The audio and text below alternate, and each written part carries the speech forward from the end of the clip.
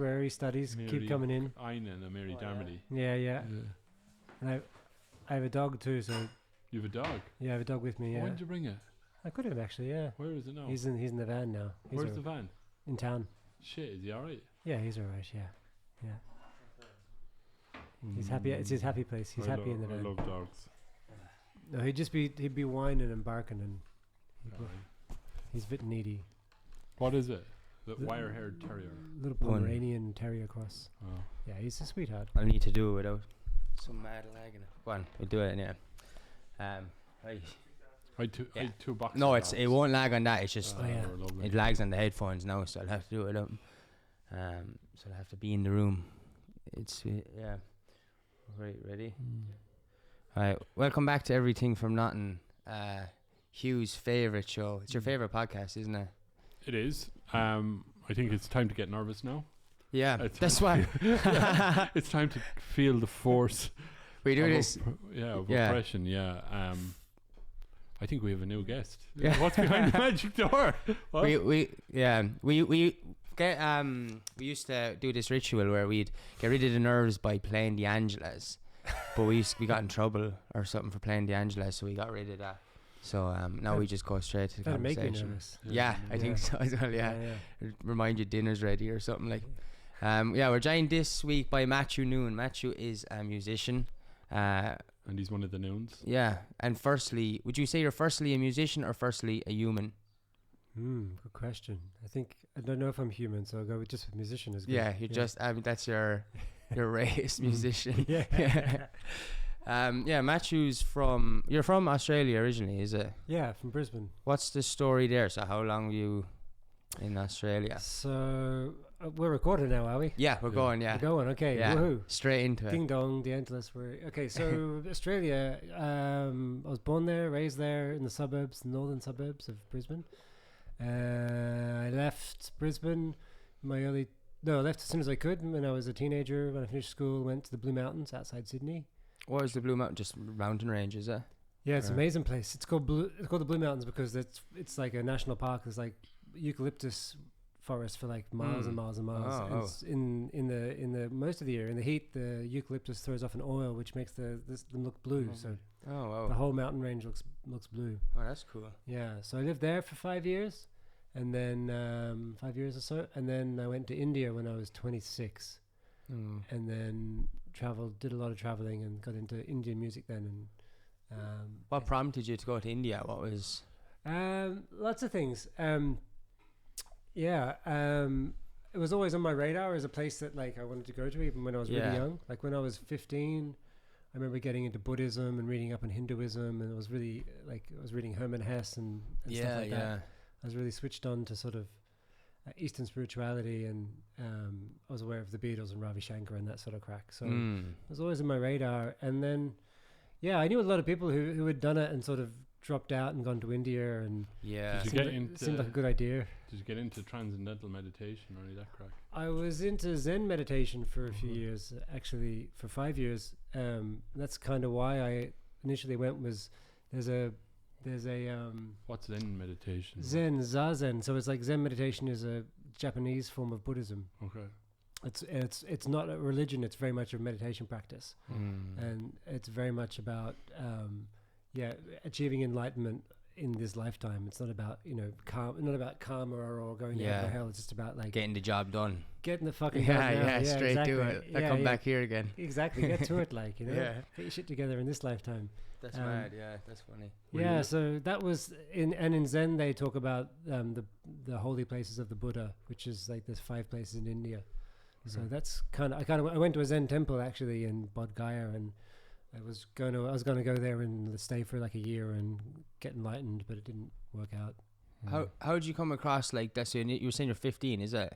Imagine 15 when I was coming across Buddhism and stuff. Imagine like it wasn't in the classroom. Like, how do you come it's a good question. I don't know.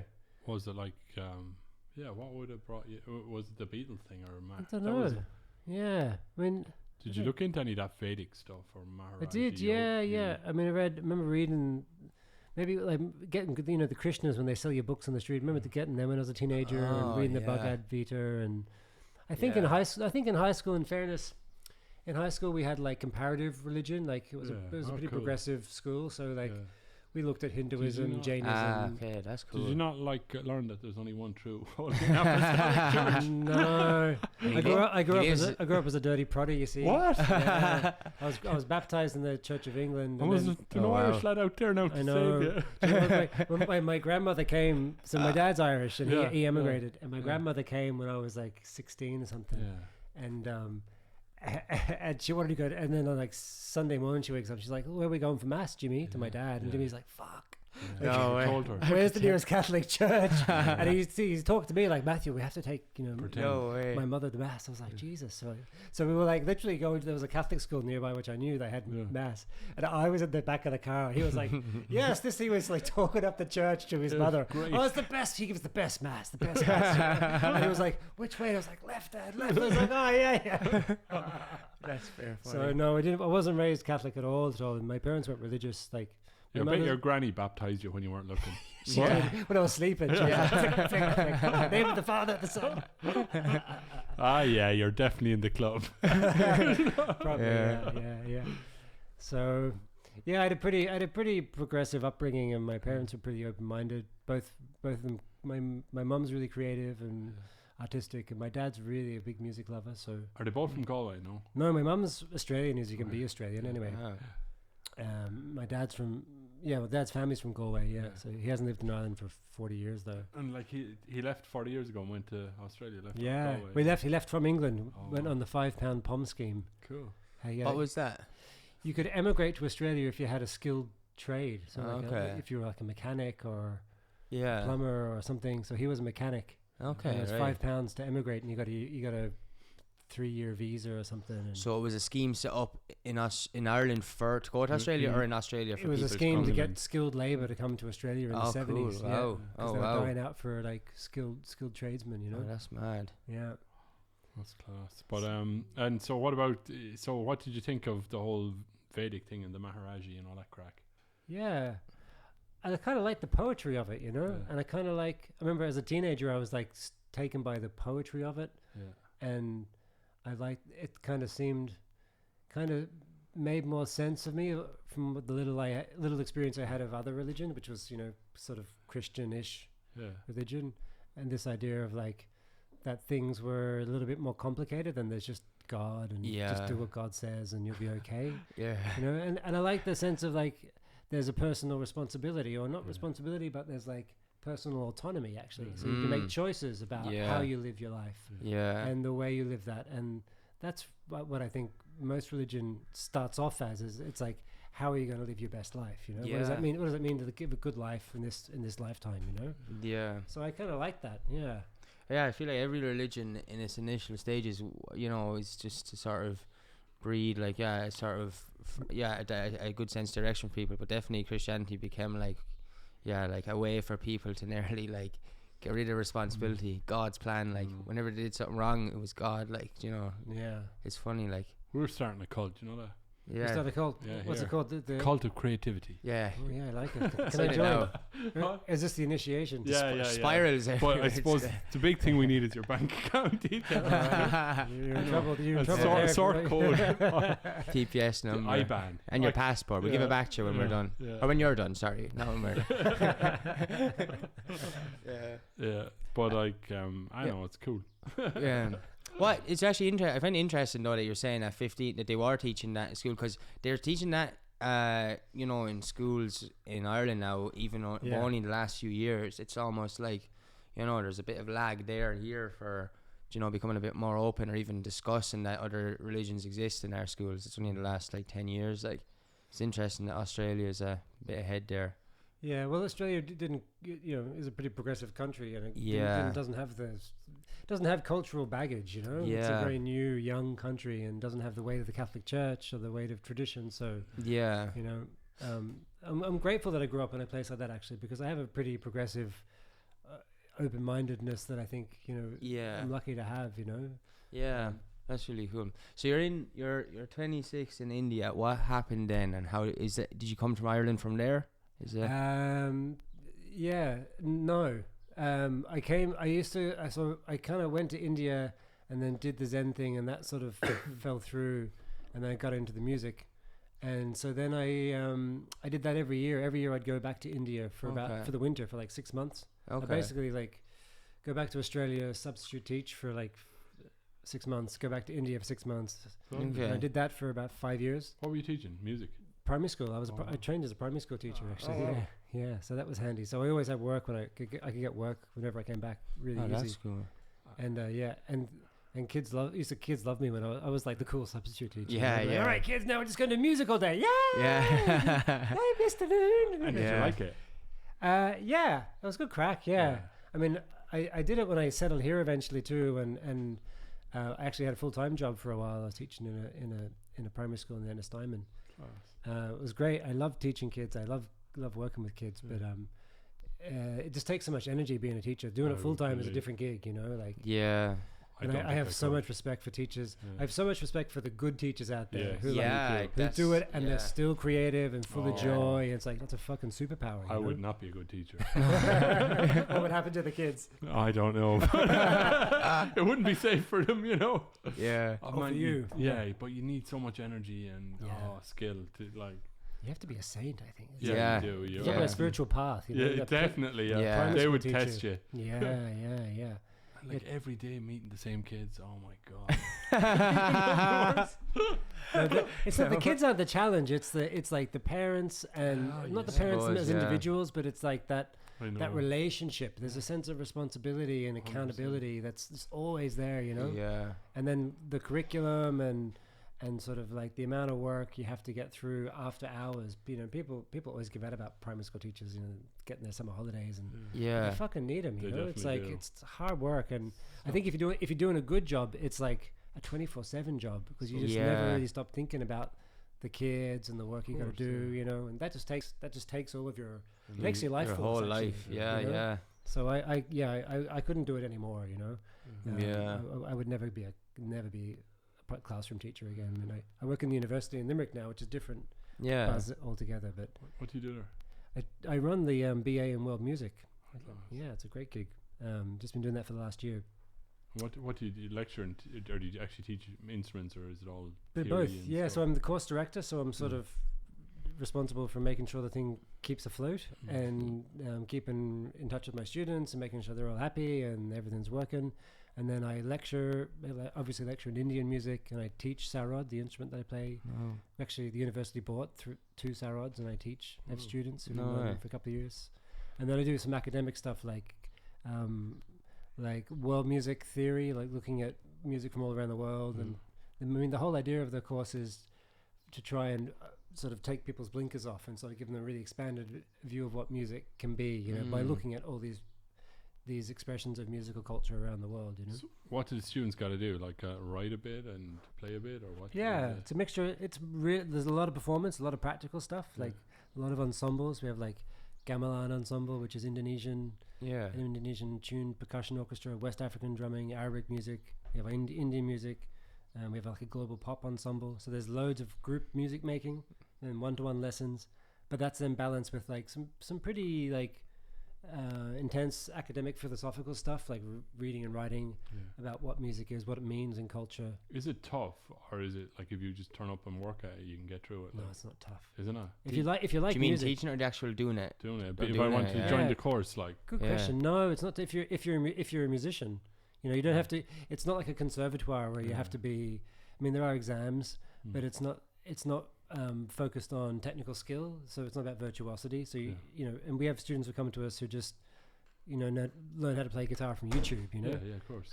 But if you have a passion for music, then it's like most of the students are like pigs in muck. You know, so because it's all music, it's all like reading and writing about music and talking about music. Yeah. So And when they come out the other side, what are they doing? What's the correct? They get a degree, obviously, don't they? Get a degree, yeah. So, some of them go on to do further study, like a master's, like music therapy or community music. So they sort of go into sort of vocational music sort of profession, or go on. Some people go on to do PhDs as well, you know, and go the academic route.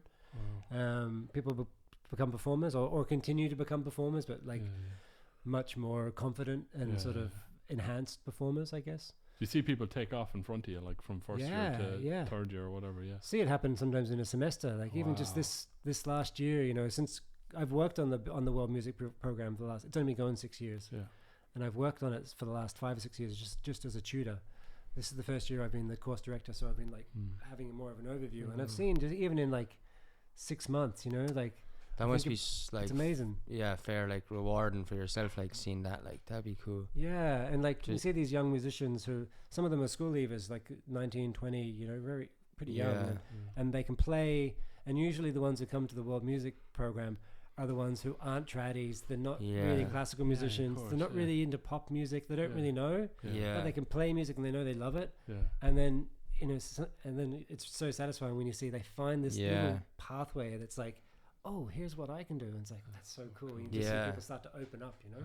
That's cool, man, because there's definitely, like, when I did the, like, festival course, like, the guy who's, like, the director of running that, like, whatever, that man hasn't a fucking notion of how much he changed my life. Really? Like, hasn't a clue. And no matter what I ever said to him, he'd never be able to understand, like, what changed, like, and so that's cool that you're definitely doing that for people as well. Like, it's fucking, What was the course you did? It was festival management and sound production, but his emphasis was on the festival management aspect of it. Like, it was cool. Like, but yeah, that's cool. I mean, I think a big part of that though is probably, you know, he was passionate about it, and like same way that if you're passionate about it as well, that resonates with, you know, the people doing it. Like, it's hard to like, I feel like that it's hard to absorb information from people who don't look like they're having fun when they're telling the information. It's like there's nearly like a level of like I had some conscious like mistrust and like why should I take, like, you know, because I suppose it's like the energy behind it or the way behind it. So I'd imagine if, you know, you're passionate about music, so it's probably really like sort of getting into them, which is cool. How did you like get into, or did you always want to teach it, like, or did that just fall into place? I always liked teaching, so like I guess it started from being a primary school teacher. Okay. But they used to be quite separate. Like I loved teaching and I loved music. And then but I was working in primary schools, and I did a lot of music, like because I love music, but I was never just teaching the music, you know, because I had to teach science and fucking fractions and everything as well. So it was it was just the process of trying to find the right path for myself, and I feel like now I'm really lucky. The last 10 years or so since I went to the University of Limerick and I started teaching third level, I realized like that's what I really love doing the most, because then it's teaching, which I love doing, but like teaching it's what you love, just the music I love, like, you know. And if you were saying, Hugh, you'd hate to be a teacher, a primary school teacher, but if you were teaching, like, would you enjoy teaching architecture, do you think? I probably would. I wouldn't mind that. All I remember is my mum had a kindergarten, like, and if she told me to watch them, if she was going to do something or whatever, it was just like within seconds the mayhem would happen. You know, somebody would fire a brick at somebody else, and she's after hitting me, and bang bang. I go, no, everybody calm down. You ever watch Kindergarten Cop with Arnold Schwarzenegger? I haven't. No. It's a great movie. I always identified with that. There's this great line in that where like he's this like undercover cop, you know, and he walks into a kindergarten. He has to pretend to be a kindergarten teacher. And it's like, I am Arnold Schwarzenegger. That sounds funny. And he's like, how hard could it be? The woman's like, children. Classrooms are like an ocean. Once you turn your back on them for a second, you know? It's like that. And it's like you have to use so much. Use so much will. Like, you do. It's like working with an audience or something. Absolutely. You have to engage, keep them engaged, or else the whole thing will fall apart. That's really mad. quickly. Yeah, it is. It's a kind of performance, you know. It is a performance practice. And she's always. I was watching her teaching. She's finished now, obviously, but she was doing it like maybe 30 years or something. But I would watch her. It would always be the next thing coming, a story, a song. Let's all do a song, and like her enthusiasm has to come. And they keep engaged, but if she stops for a second, that's so interesting. That does happen. They start to drift off, and they're like cattle going into other fields. You know, it's kind of so it's full on energy so I have respect for teachers who can do that like all day long. It's must be exhausting. Like I think all the good teachers that I've known in my life, like they find a way to do it that also suits their personality. Because you can't just like be high energy unless you're a high energy person. True. And some people do it like some teachers just really soft and quiet, but they just through that they bring the children with them, you know. With them, so they're like good actors. They do kind of little, but they grab everybody's attention. Like something, just a small little thing, and they are interested. You know what I mean? They're definitely you can't fake it. You can't fake that. Yeah, like you're saying, you can't fake that. You know, people even kids have the biggest sense of that. You know, definitely they're biggest bullshit detectors. You know. Yeah. The other thing I was wondering is like, I remember like, so I did architecture or whatever. I remember there was this guy a mature student in first year, and we all did our first project, and his was like shit, right? It was just awful, and he'd no taste, and but he kept turning up, right? He just turned up the whole time and kept going. By the end, we were all getting advice off of him. You're right. And he was brilliant. Okay, just perseverance, like. Yeah, but it wasn't even a hard perseverance. He turned up. He did everything he was supposed to do. He just did it. And like, I don't know what it was about, but he was kind of constant. He was so constant, and whatever, if they said, "Hey, read this," he would read it, or whatever, you know. And I just often wonder, can we all do anything like that? If we just turn up, are things just hard, or some things hard, like, you know? Yeah. Like, what about that music thing? Do like, if you turn up, can you do it? Or Absolutely. do you have to be? Yeah, I don't know about it. I don't know about everything, but maybe everything. I think if you turn up, you can do it. Yeah, but like there are definitely things that you have more of an aptitude for. But like if you're not interested, there's no point. Yeah, well, you have to have the interest. You have to have the openness first to anything, you know.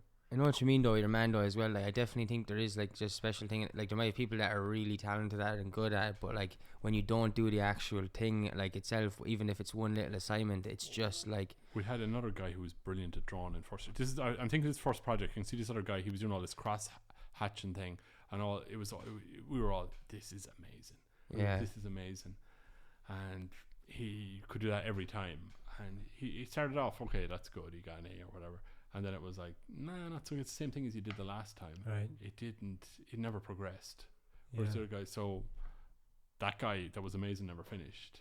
Whereas the other guy ended up top of the pops, like, you know. Yeah, I see. I remember. You even see that when you're younger. There's a thing that everyone would notice that like when you're younger, there's all these people who were like the popular in class and were like the best at all these things, you know, at sports and all that stuff.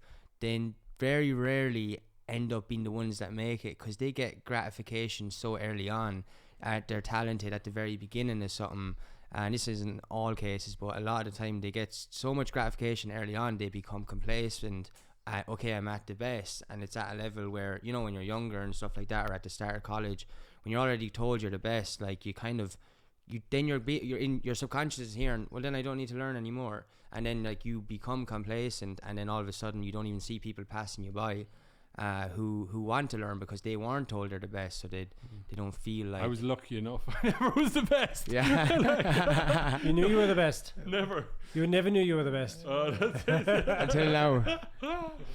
But then you get, so it's funny, like, now you're, you know, you get somewhere in the end from showing up. That's it. But yeah, I do think if you show up, you can get there. You can get through. Yeah, and sometimes being told you're not good at something is a real motivator. That's been the case for me, you know. I love that. Like my dad loves music, and was supportive of my music, but was always like, do the teaching, you know. You're never gonna make a living with the music, sort of thing, you know.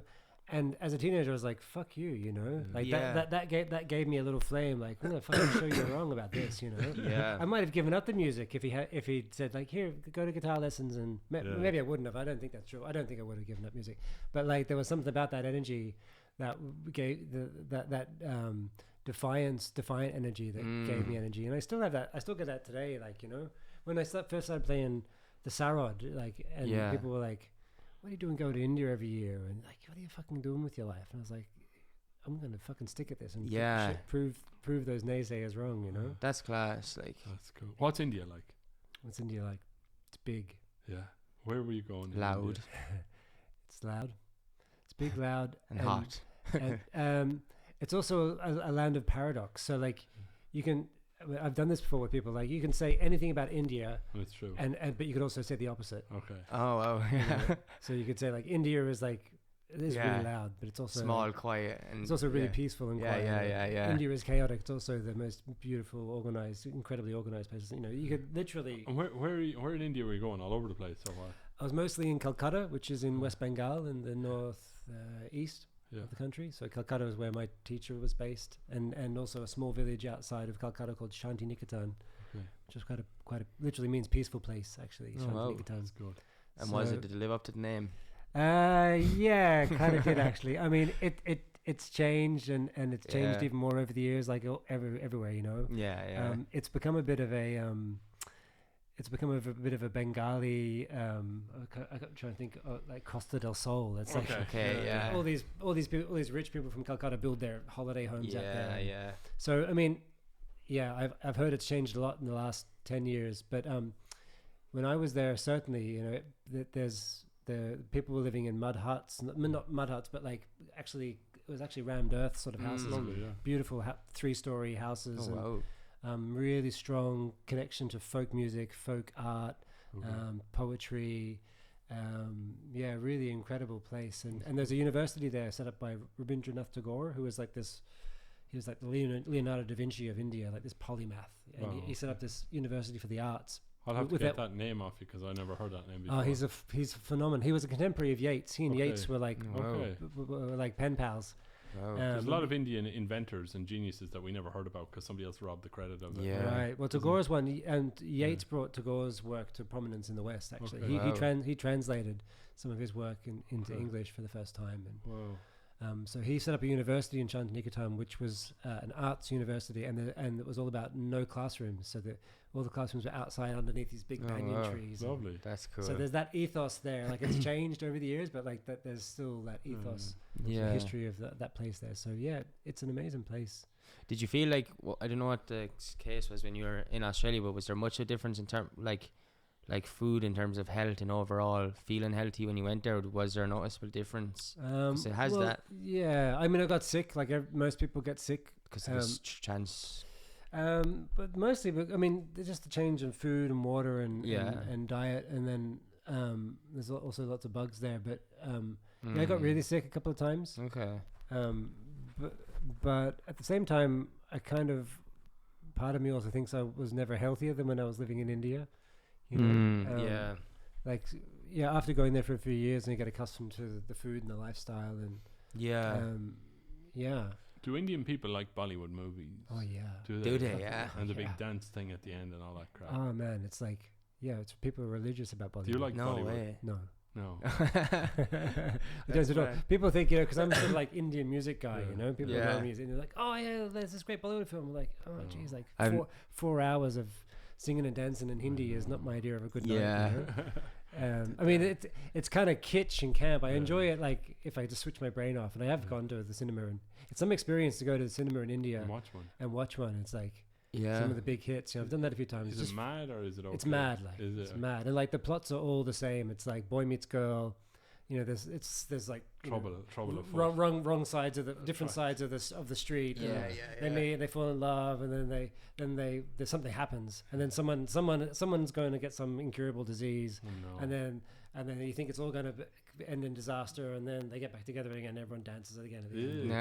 That's class. Exciting. And it's pretty exciting. The villains are like villains. There's no like complex characters. It's like the villains are bad. And the good guys are really, really fucking good. Some of those clips I watched of like the mad explosions and all, when they're action movies over there, they're just crazy. I think we should do Western Bollywood movies as well. That's we should all dance and shit at the end of a movie, and just finish it off. Yeah. What?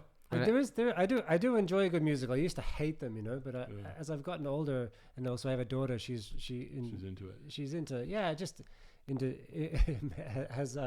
has turned down my inner snob a little bit, over the years. So I can always enjoy any sort of entertainment, if I just take the critic out of my head, because it's all just entertainment, enjoyable art at the end of the day, Yeah, I always try, and the second I think I start feeling like I'm judging something, I try and put myself into the place of the type of person that does like it, and just experience it from their eyes. And usually like you can always appreciate everything, no matter how sort of shit it is.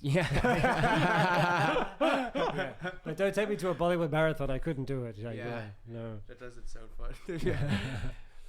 We still, so back to we'll definitely get a go over this time. But from when did you decide to come to Ireland? All right. So I was doing the India thing in Calcutta, studying, and then I started busking across Europe. So because my family was in Galway. Yeah. I have an aunt in Galway. Shout out to Noone Cannon if she ever watches this. Yeah. And she's my godmother too. So I'm really close to her and my cousins in Galway. So I used to come used to busk across Europe. And what's then your cousin's name in Galway? Jamie Concannon. Shout out to Jamie. He's probably more likely to be watching this than my aunt. All right, Jamie. Jamie Hello, and Jamie. Katie probably won't watch it. But Jamie might. He's a cool guy. So yeah, I used to come to Galway, and I'd busk in Galway, and I'd stay with my aunt in Furbo outside of Galway City, and that was sort of, I kind of wanted to settle in Ireland. Like when I came to, remember coming to Galway this was in my late 20s and busking, and such a great town, you know. Especially in the summer, it's like so much happening. It's a great town to not know anybody when you arrive, because you meet people on the street so quick, you know. So yeah, that was my introduction to Galway, to Ireland as an adult. I came as a kid a few times, and it always sort of felt like home. My dad talked about it as home, and particularly Galway, even though he never really lived in Galway When City. did you go as a kid? In the 80s or 90s? I came when I was like 10, would have been in the 80s. Me too, yeah. I remember went up to the north, and it was during the first ceasefire. Okay. Oh, nice. 90s. So maybe it was early 90s. Yeah. Was it 96 or something? Oh, sorry, ceasefire. No, ceasefire was in the 80s because I was a kid. Oh, there was a ceasefire, was there? There was a ceasefire one Christmas, yeah. Okay. It was the first one, I remember that everyone talking about it. That's mad. Was there, I know like Western country, not Western countries, but like Australia, America, or any like English speaking countries that have been inhabited for a bit of time, we have like similar culture in terms of like we can all watch each other's movies and stuff like that. So there isn't like that culture shock of like an Irish person going to India or something. But did you in the 80s, was there any culture shock from you coming to? Fuck yeah. Yeah, I remember it was a mad place. What's wrong with Ireland these? was like fucking mad. I mean, first of all, you have the weather and just like, you know, like also it's the opposite. So I came from like the summer in Australia. We came for Christmas. So you go from like 40-degree heat to like misery, fog, rain, and you know, like in the west of Ireland, you know. And Ireland was like, you know yourself. Like I mean, Ireland was a really different place in the 80s. Did people feel more miserable? Like, did it feel genuinely? I'm genuinely asking. Like, did it feel more? It was in black and white. It was still black and white. The second you got over Dublin, just it felt very old. Everyone felt old, you know, and like the people, even like the adults, even the young adults seemed old. The children were very old. And my grandparents seemed really old, and they seemed like from a really old time. And this, you know, it was like. And it was kind of backward, like coming from my experience in Australia, you know, like, still is. You know, people were sitting around coal fires and, you know, like there wasn't that much food choice and the diet was really simple and culture was pretty basic, you know. I remember coming as an adult then, like when I was 19, I came on my own for the first time. This was in the 90s, like mid 90s. And I was into indie rock and stuff. And I remember going to Dublin trying to find some gigs, you know, and like I found a venue. I saw the Sultans of Ping actually. Same here. So that was pretty cool. But even then it was like it felt real, that the scene felt really small, and I could sense like even as a young adult, like they're like 10 years behind in terms of mentality and just in terms of like the idea, the expansiveness of where this could go, you know. You can feel people just really trying to get into this. Afraid to get caught dancing, afraid to get caught having a bit of crack. There was a sense of like sort of like confession box would be full after a week of people having fun, like dancing around with the Sultans of Ping. I remember we used to go on holidays to Galway as kids as well because my cousins were there, but I remember the darkness on the roads, that like there was no lights, and we used to go along putting your hands out to feel your way home. That's mad. And it was just, I've never seen darkness like that since. Wow, that's a nice image. And even like the cousins, my mother's cousins, they'd be telling us ghost stories and we were absolutely terrified. It was just like, and you'd hear things howling and stuff like that. It was like from another time. It was from another time. I remember driving through fog. I don't know where we were. I was driving around with one of my uncles who were on tour. It might have been in Kerry or something.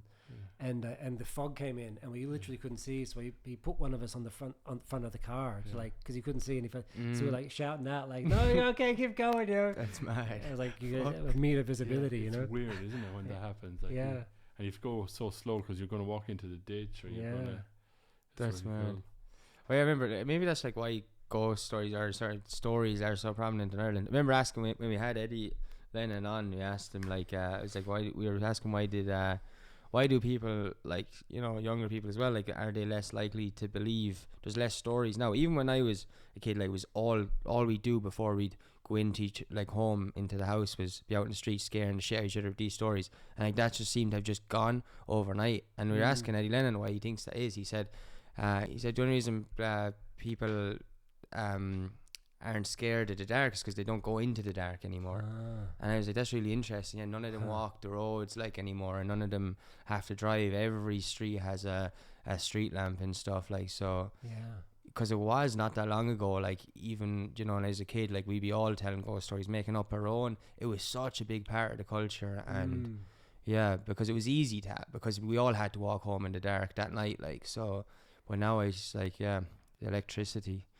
That's a really lovely expression. People don't have to go in the dark anymore. I think it's also like, I'm sure Eddie would agree with this too. It's like those stories and like those folk tales, those old folk tales and myths and legends, they speak to a dark place in us, you know? Yeah. You know, and like that wanting to like express that, and also to like to share it with others, so that like to share that common experience we have of darkness in ourselves and the external world, but also those feelings in ourselves, you know? That's so true. Did you ever scare yourself on the stairs or something like that? Scare yourself on the stairs? Yeah, like as in you're walking up the stairs when there's no lights on in the pitch dark, and then wondering is there somebody and you inside oh, like almost do it to yourself, like and you just the crack.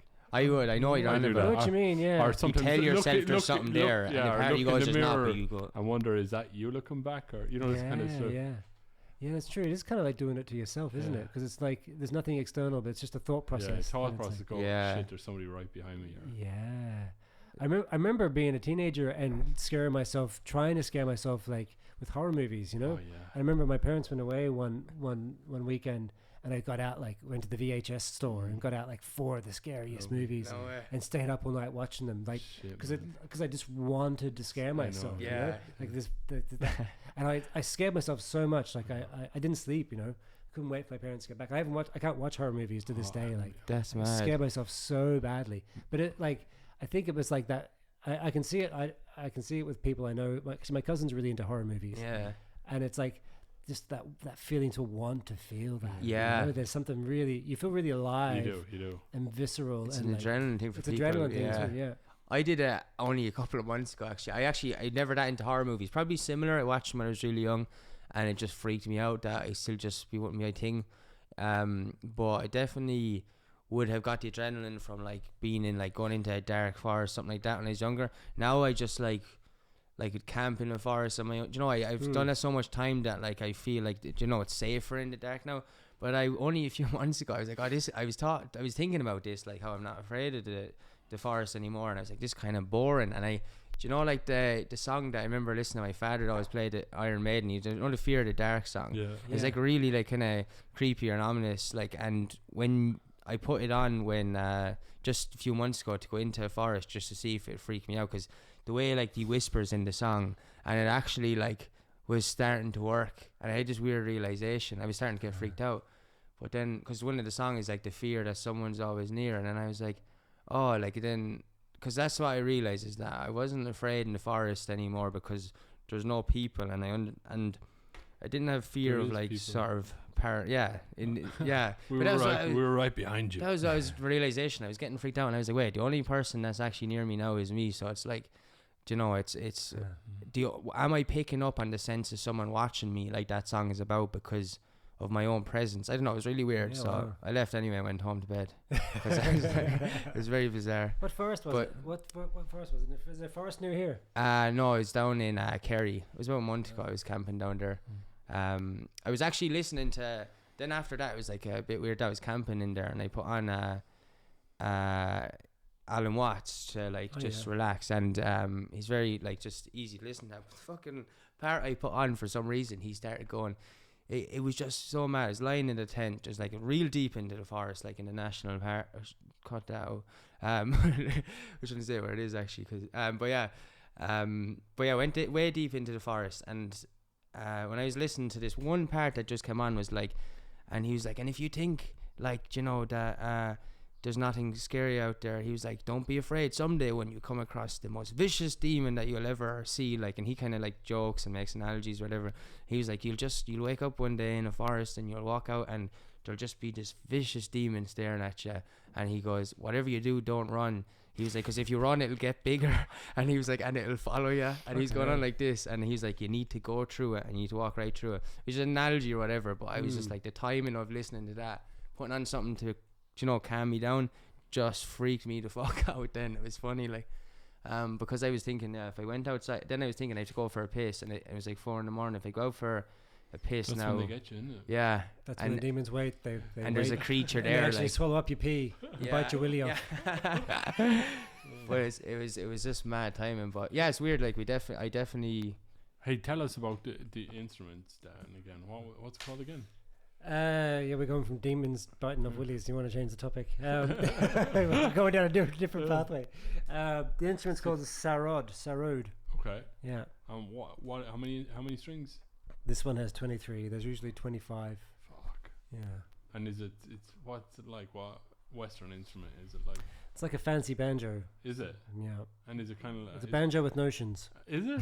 Fucking banjo with notions about itself. Is it similar tunings on strings or anything? No. No, it's not similar to a banjo. I mean, it has 4 melody strings which are tuned D, A, D, G, which would be like guitar players tune. Irish guitar players would tune their guitars to dadgad. So that's similar. Would it be possible to show it on the camera?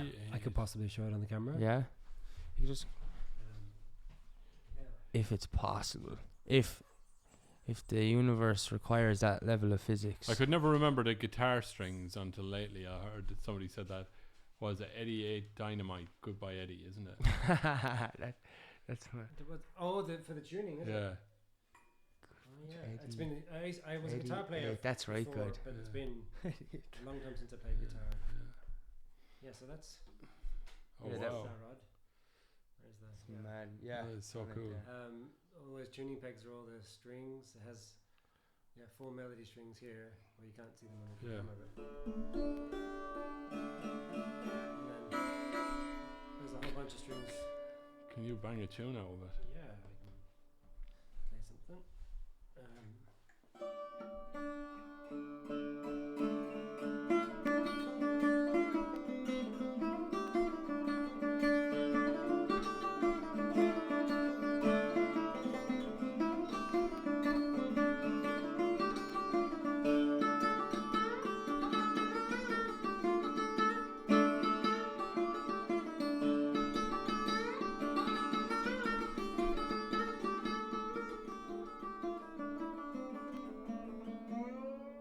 So That's cool. amazing. I love that so much.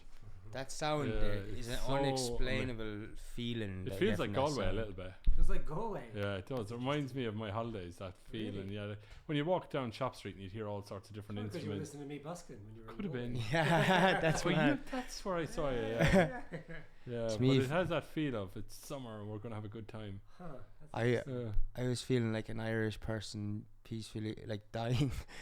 peacefully dying. Yeah, like as in not that the actual death part, the float into the sky part. That's what it reminds me of. It's nice. Okay, Only only Irish people. Maybe was that an actual Irish thing into that? Okay, right. There was a slip jig called the Larry got stretched. That's class. Larry got stretched. Means Oh, God That's love right. him. yeah. God love. Do you know who Larry was? No. No. Do you know who Larry was? I have no idea, but he probably was he hung in the Spanish Arch or something. He was like a that? messer. Could have been. Yeah, he was probably was hung by the English. I'd say. Yeah. Bastards. Oh, probably that. Bastards. Yeah, we won't go down there.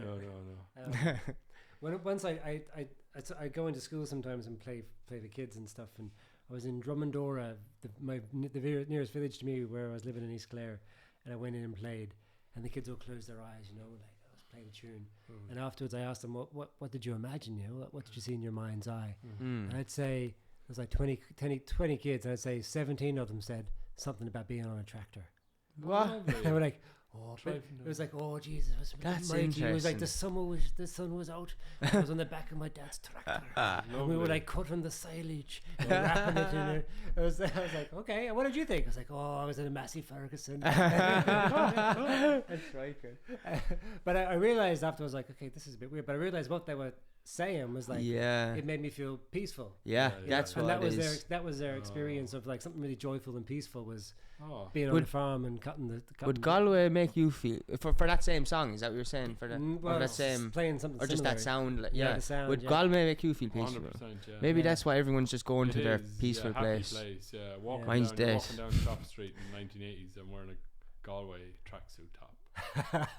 That's all. That's mad. I used to have a Galway tracksuit top. Oh yeah. What happened to it? I grew out of it. I was only like 7 or something. You can. So that's funny. So you're playing. So up to now, we're back to the present. We were in the past, all over the world, but we're here now. And what's your? Have you like? I suppose you're teaching now and you're doing music. Have you like still goals with your music? I imagine you are where you are. I have goals. Well, I mean, I'm doing this residency at the moment, so I must have some goals. I don't know what they are. I'm not ambitious with my music like I used to be. Okay. I used to be ambitious in the sense of like wanting to be famous, and successful, and coming from a rock background, like my idea of what success looked like was something that was based on the rock model, Yeah. I kind of gave up on that a few years ago. I know I was still chasing that dream when I was playing Indian music actually. And I had a band in Galway, and we were playing world music festivals and what's the name of the band? Called the Bah Band.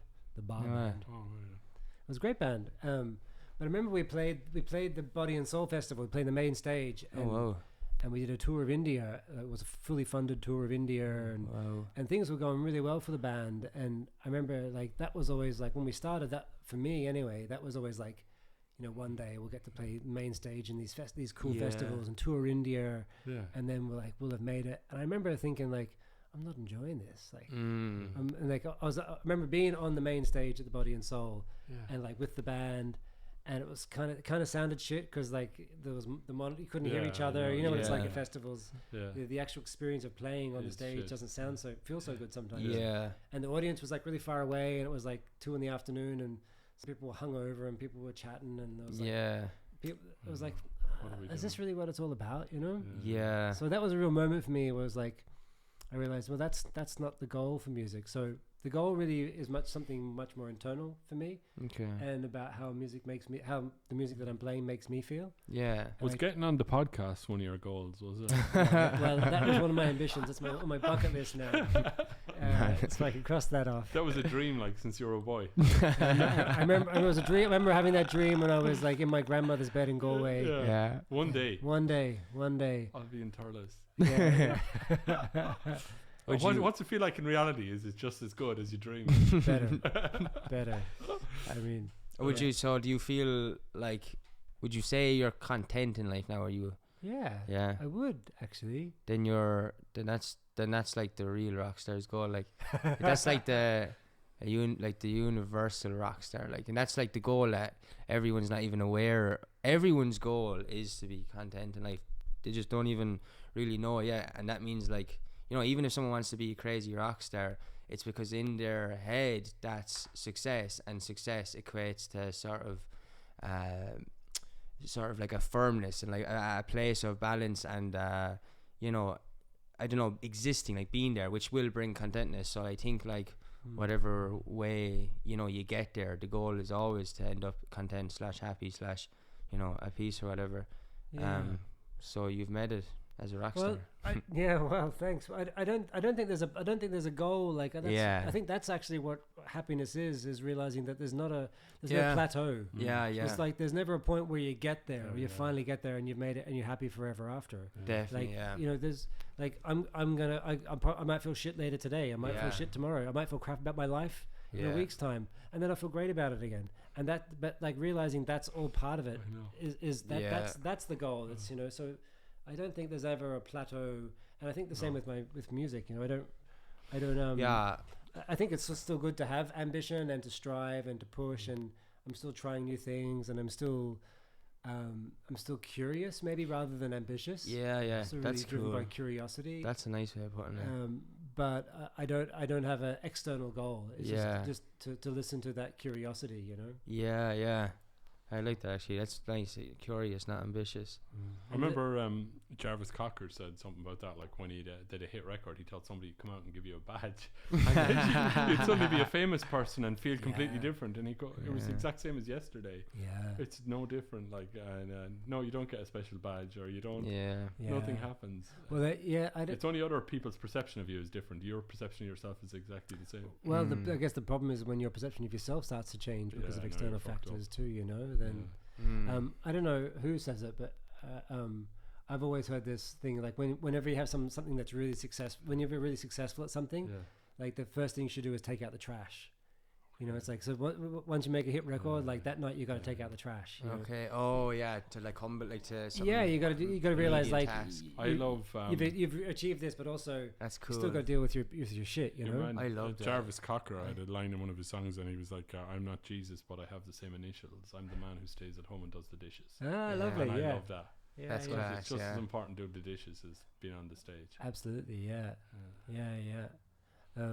We were talking about building earlier before, and like, I to be honest, like I have been enjoying building more in the last couple of years than I do music, you know, and that's something that I never would have thought I would have done in my life, because I've always been quite a arty, sensitive sort of person, you know, and building was something that real men did, you know. So what do you see you're building at the moment as well again? Well, I'm renovating rather than building, but it's an old cottage. In Galway actually. So are you living in it while you're working on it? No, I'm renting. No, I've studied the process of people doing up old cottages, and I know so many people in East Clare and Galway who bought the old cottage and put the mobile home on it, and then just lived in the mobile home. But like, it's depressing, isn't it? Yeah, then it just you live in the mobile home then, because like once you move into a space, you all your energy, it's different. All your energy goes into taking care of your own space, you know. Of course. So and you're also living in a building site. So no, I'm purposely not living in it until it's finished. Good man. It gives you more energy. That does. Gives me, and then like when I'm done, I go home to my shower and I cook my dinner and I go to my bed, and then also I'm paying rent. So I'm like, I got to get this shit done because I'm starting to run out of money, you know. I can't just say, okay, I'll leave it for another year, and so it's kind of keeping me focused, you know. That's class. Yeah, but I love it. It's been so satisfying, you know. There's some nice vibe about if you do everything yourself, that when you feel happy living there, like, you know, it's like I did this one, so I go, I remember the day we put down the floorboards, I remember the day we put up the insulation or whatever, this kind of thing, and it's just like fine. And flashy doesn't really impress me as much anymore because it hasn't the heart behind it, you know. Okay. You just have to do things. And I think being up. I mean, it's one of our basic human needs and basic human desires is to build our own shelters. You know. Yeah. I think it's something that we all humans should have the chance to do. You know, and we all have the capabilities to do it. You know. I think there's good energy in it as well if you have friends that help you do things. Right. So now you're living in a place where only people you like work down. Yeah. Do you know what I mean? It's nice. And it's just a nice energy. It doesn't matter. That's more important than the price, I think. There's no like residue of drama or just unnecessary getting left in it, like. Yeah. Well, I mean, I bought this old cottage. It was like an old 1940s cottage on 2 acres, and it's quite rural. But like because of what I'm doing, because of the way I'm doing it, because I'm doing it really cheap and doing most of it myself, and trying to source things secondhand, and also trying to use local tradespeople, you know. So I've got to know everybody in the neighborhood, and they're all really like, "Oh, that's brilliant! You're doing up." The woman who used to own it was called Kitty Collins. She was this like spinster woman with 40 cats. Lovely. And they're like, "Oh, you're doing up Kitty's house? That's great," you know. And they know I'm doing it myself, and I'm from Australia, and they're all curious about me, and but it's been really nice. So like people have been really helpful and cool. genuinely neighborly, you know, just wanting to help. And that's been.